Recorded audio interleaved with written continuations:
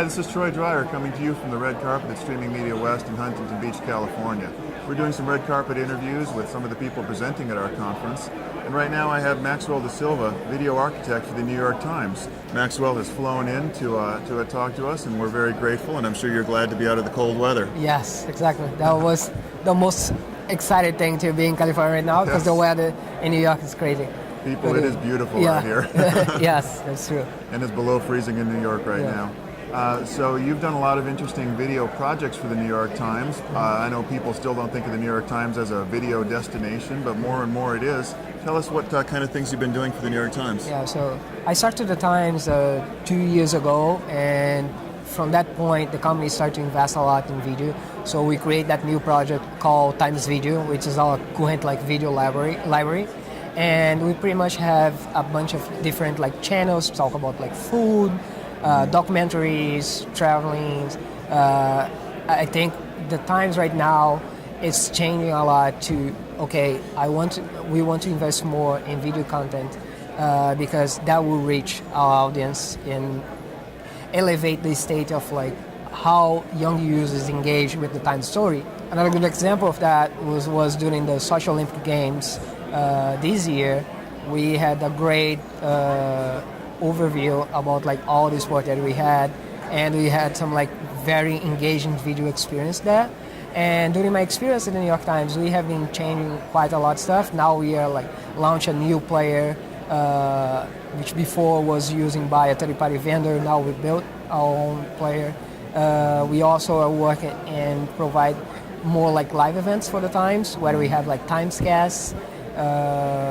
And the strategy for next year, we have some very interesting things in terms of live and OTT device.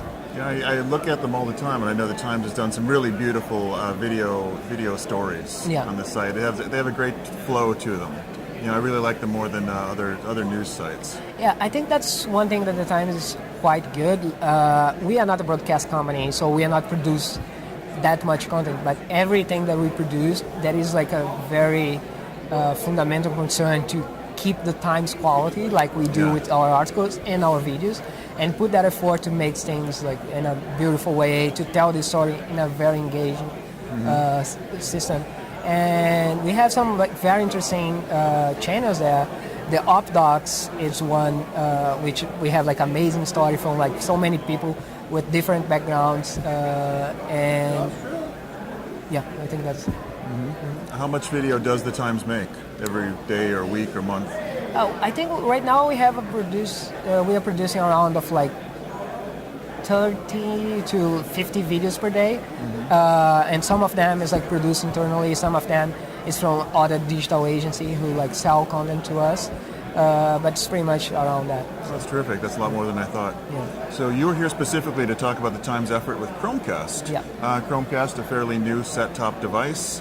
And I was kind of surprised that the great old newspaper wanted to jump on and be one of the first on Chromecast. What have you been doing with Chromecast? So I have been leading the team, the video team that is working to build OTT device, OTT application and Chromecast was the first one.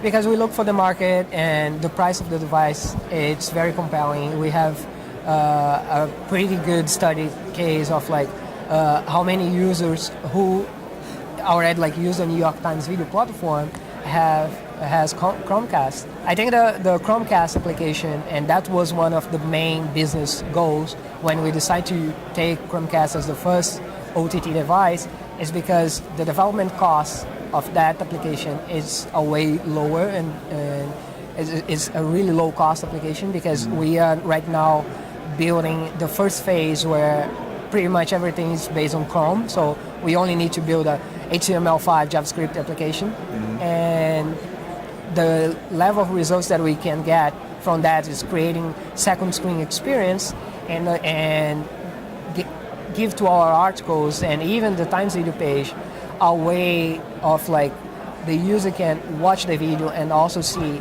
extra information related to that time where they are watching, which makes things very interesting, because how the Chromecast works put you in a position where your device is the remote control, and the video that you are watching there is something important, but you also have to care about of your experience and the device that you are using that. So it could be like a mobile or a desktop. So it's quite challenging to create a really good user interface with second screen where you keep the user focused on the video, but also like getting more insights about that content that he's watching.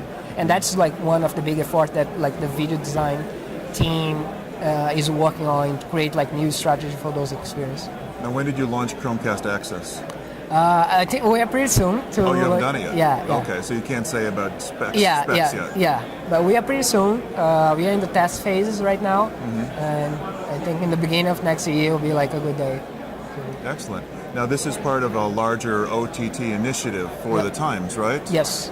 So what do you guys have planned for 2015? What other platforms do you want to be on? Yeah, we are planning to go to PS4, Xbox One, Apple TV, and a couple of other major devices. I think the big challenge right now we are facing is understand how our content can be ported into those new devices like PS1, PS4, Xbox One, and Apple TV and so on. Because like not every single content that we produce is interesting to have in those devices. Like we have some hard news things which is relevant for today but not for like tomorrow, and when you go to those devices you should be able to watch something who is not related to this specific date in terms of like that content. So we are trying to figure out like new strategies to create more seasoned shows and explore Times documentary, up docs, travel with the new show that we have called 36 Hours, and the cooking channel. I think that will be the major approach when we are talk about the New York Times provided content in OTT device. Is the first challenge is not even technical, is understand how our content can be there and what is relevant for the users. Can you say what's performed the best so far when it bringing Times content to new media? Yeah, the Up Docs channel is something very compelling, and the 36 Hours, which is a new show that we have, where we have a few journalists going to different cities and spend like 36 hours in one of those places and try to show you what is the best on that. And yeah, I believe those are like a pretty good content to be in those devices. So the first one was Op Docs? Up Docs, yeah. And what is that? Opinion? Yeah, it's opinion and documentary. Opinion documentary, and then the second one is travel. Yeah. Okay, so it's pretty standard genres, but the Times is doing them their way. How much is new media a priority at the Times?